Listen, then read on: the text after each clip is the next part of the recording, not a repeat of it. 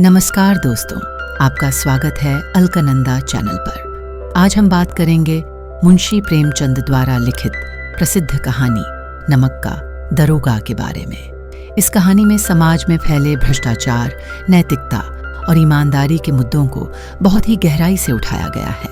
ये कहानी एक ऐसे व्यक्ति की है जो अपनी ईमानदारी और सिद्धांतों के साथ जीवन की कठिनाइयों का सामना करता है और समाज के गलत चलनों के खिलाफ खड़ा होता है। तो आइए जानते हैं इस प्रेरणादायक कहानी के बारे में। चलिए शुरू करते हैं। ये वह समय था जब अंग्रेजी शिक्षा और ईसाई मत को लोग एक ही वस्तु समझते थे।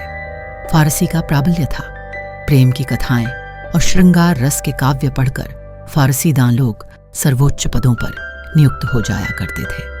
मुंशी वंशीधर भी जुलेखा की विरह कथा समाप्त करके सीरी और फरहाद के प्रेम वृत्तांत को, नल और नील की लड़ाई और अमेरिका के आविष्कार से अधिक महत्व की बातें समझते हुए रोजगार की खोज में निकले। उनके पिता एक अनुभवी पुरुष थे। समझाने लगे, बेटा, घर की दुर्दशा देख रहे हो, आरण के बोझ से दबे हुए हैं, लड़कियां हैं, वे घास फूस की तरह बढ़ती चली जाती हैं। मैं कगारे पर का वृक्ष हो रहा हूं, न मालूम कब गिर पड़ूं। अब तुम ही घर के मालिक मुख्तार हो। नौकरी में ओहदे की ओर ध्यान मत देना, यह तो पीर का मजार है। निगाह चढ़ावे और चादर पर रखनी चाहिए। ऐसा काम ढूंढना जहां कुछ ऊपरी आय हो। मासिक वेतन तो पूर्णमासी का चांद है जो एक दिन दिखाई देता है और घटते घटते लुप्त हो जाता है। ऊपरी आय बहता हुआ स्रोत है जिससे सदैव प्यास बुझती है। वेतन मनुष्य देता है, इसी से उसमें वृद्धि नहीं होती। ऊपरी आमदनी ईश्वर देता है, इसी से उसकी बरकत होती है।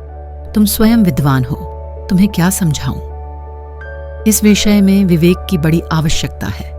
मनुष्य को देखो, उसकी आवश्यकता को देखो और अवसर को देखो। उसके उपरांत जो उचित समझो करो। गरज वाले आदमी के साथ कठोरता करने में लाभ ही लाभ है, लेकिन बेगर्ज को दांव पर पाना जरा कठिन है। इन बातों को निगाह में बांध लो, ये मेरी जन्म भर की कमाई है। इस उपदेश के बाद पिताजी ने आशीर्वाद दिया। वंशीधर आज्ञाकारी पुत्र थे। ये बातें ध्यान से सुनी और तब घर से चल खड़े हुए। इस विस्तृत संसार में उनके लिए धैर्य अपना मित्र, बुद्धि अपनी पथ प्रदर्शक और आत्मावलंबन ही अपना सहायक था। लेकिन अच्छे शकुन से चले थे। जाते ही जाते नमक विभाग के दारोगा पद पर प्रतिष्ठित हो गए। वेतन अच्छा और ऊपरी आय का तो ठिकाना ही न था। वृद्ध मुंशी जी को सुख संवाद मिला तो फूले न समाये। महाजन कुछ नरम पड़े, कलवार की आशालता लहलहाई। पड़ोसियों के हृदय में शूल उठने लगे। जाड़े के दिन थे और रात का समय। नमक के सिपाही और चौकीदार नशे में मस्त थे। मुंशी वंशीधर को यहाँ आए अभी 6 महीने से अधिक न हुए थे, लेकिन इस थोड़े समय में ही उन्होंने अपनी कार्यकुशलता और उत्तम आचार से अफसरों को मोहित कर लिया था। अफसर लोग उन पर बहुत विश्वास करने लगे थे। नमक के दफ्तर से 1 मील पूर्व की ओर जमुना बहती थी। उस पर नावों का एक पुल बना हुआ था। दारोगा जी किवाड़ बंद किए मीठी नींद सो रहे थे। अचानक आंख खुली तो नदी के प्रवाह की जगह गाड़ियों की गड़गड़ाहट तथा मल्लाहों का कोलाहल सुनाई दिया। उठ बैठे। इतनी रात गए गाड़ियां क्यों नदी के पार जाती हैं? अवश्य कुछ न कुछ गोलमाल है। तर्क ने भ्रम को पुष्ट किया। वर्दी पहनी, तमंचा जेब में रखा और बात की बात में घोड़ा बढ़ाए हुए पुल पर आ पहुंचे। गाड़ियों की एक लंबी कतार पुल के पार जाती देखी। डांट कर पूछा, किसकी गाड़ियां हैं? थोड़ी देर तक सन्नाटा रहा। आदमियों में कुछ कानाफूसी हुई। तब आगे वाले ने कहा, पंडित अलोपीदीन की। कौन पंडित अलोपीदीन? दातागंज के मुंशी वंशीधर चौके। पंडित अलोपीदीन इस इलाके के सबसे प्रतिष्ठित जमींदार थे। लाखों रुपए का लेन देन करते थे। इधर छोटे से बड़े कौन ऐसे थे जो उनके आड़नी न हो। व्यापार भी बड़ा लंबा चौड़ा था। बड़े चलते पुर्जे आदमी थे। अंग्रेज अफसर उनके इलाके में शिकार खेलने आते और उनके मेहमान होते। 12 मास सदा व्रत चलता था। मुंशी ने पूछा, गाड़ियां कहाँ जाएंगी? उत्तर मिला, कानपुर। लेकिन इस प्रश्न पर कि इनमें क्या है, सन्नाटा छा गया। दारोगा साहब का संदेह और भी बढ़ा। कुछ देर तक उत्तर की बाट देखकर वह जोर से बोले, क्या तुम सब गूंगे हो गए हो? हम पूछते हैं, इनमें क्या लदा है?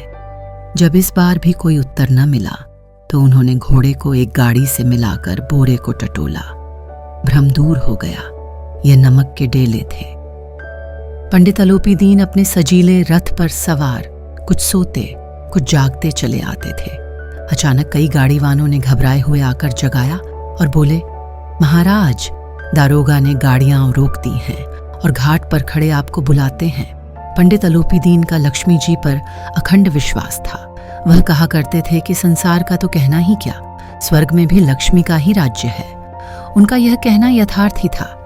न्याय और नीति सब लक्ष्मी के ही खिलौने हैं। इन्हें वह जैसे चाहती हैं नचाती हैं। लेटे ही लेटे गर्व से बोले, चलो हम आते हैं। यह कहकर पंडित जी ने बड़ी निश्चिंतता से पान के बीड़े लगाकर खाए। फिर लिहाफ ओढ़े हुए दारोगा के पास आकर बोले, बाबूजी, आशीर्वाद कहिए, हमसे ऐसा कौन सा अपराध हुआ कि गाड़ियां हो रोक दी गईं? हम ब्राह्मणों पर तो आपकी कृपा दृष्टि रहनी चाहिए। वंशीधर रुखाई से बोले, सरकारी हुक्म। पंडित अलोपी दीन ने हंसकर कहा, हम सरकारी हुक्म को नहीं जानते और न सरकार को। हमारे सरकार तो आप ही हैं। हमारा और आपका तो घर का मामला है। हम कभी आपसे बाहर हो सकते हैं। आपने व्यर्थ का कष्ट उठाया। यह हो नहीं सकता कि इधर से जाएं और इस घाट के देवता को भेंट न चढ़ाएं। मैं तो आपकी सेवा में स्वयं ही आ रहा था। वंशीधर पर ऐश्वर्य की मोहिनी वंशी का कुछ प्रभाव न पड़ा। ईमानदारी की नई उमंग थी। कड़क कर बोले, हम उन नमकहरामों में नहीं हैं जो कौड़ियों पर अपना ईमान बेचते फिरते हैं। आप इस समय हिरासत में हैं। आपको कायदे के अनुसार चालान होगा। बस मुझे अधिक बातों की फुर्सत नहीं है। जमादार बदलू सिंह, तुम इन्हें हिरासत में ले चलो, मैं हुक्म देता हूँ। पंडित अलोपी दीन स्तंभित हो गए। गाड़ीवानों में हलचल मच गई। पंडित जी के जीवन में कदाचित यह पहला ही अवसर था कि उन्हें ऐसी कठोर बातें सुननी पड़ी। बदलू सिंह आगे बढ़ा, लेकिन रोब के मारे यह साहस न हुआ कि उनका हाथ पकड़ सके। पंडित जी ने धर्म को धन का ऐसा निरादर करते कभी न देखा था।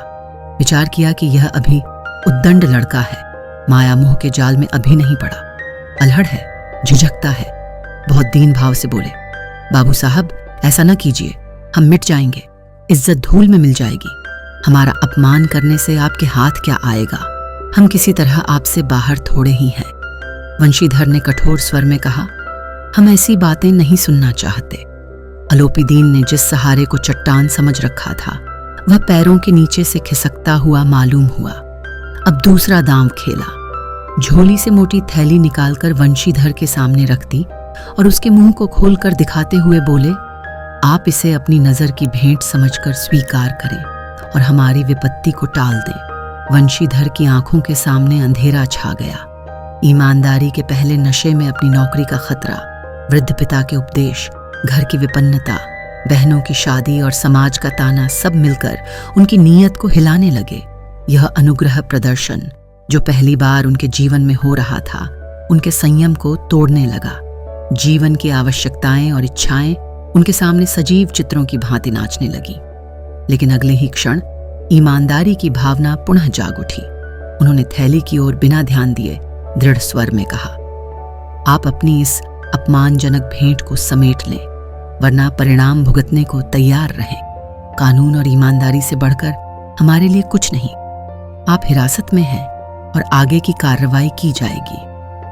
पंडित अलोपी दीन अब पूरी तरह निराश हो चुके थे। उन्होंने सोचा कि इस युवा अधिकारी के सामने उनके सारे प्रलोभन विफल हो गए हैं। उन्होंने अपनी थैली उठाई और चुपचाप अपने गाड़ीवानों को लौटने का संकेत किया। उनकी आंखों में अपमान और हताशा के भाव स्पष्ट थे, लेकिन अब उनके पास कोई और विकल्प नहीं बचा था। दारोगा वंशीधर ने अलोपी दीन और उनके साथियों को गिरफ्तार कर लिया और उन्हें कोर्ट में पेश किया गया। वंशीधर की यह ईमानदारी और सख्ती अफसरों के लिए अद्वितीय थी। उच्च अधिकारियों ने इस घटना की खूब प्रशंसा की। वंशीधर को एक ईमानदार और निडर अधिकारी के रूप में सराहा गया। कोर्ट में भी वंशीधर ने सच्चाई के साथ अपने कर्तव्यों का पालन किया।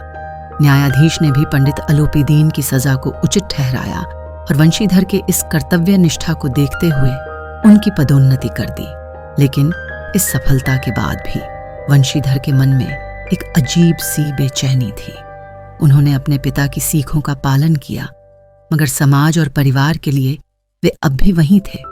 पंडित अलोपी दीन का प्रभाव और दौलत, जो पहले उन्हें नीचा दिखाने में विफल रही थी, अब भी समाज में अपना असर बनाए हुए थी।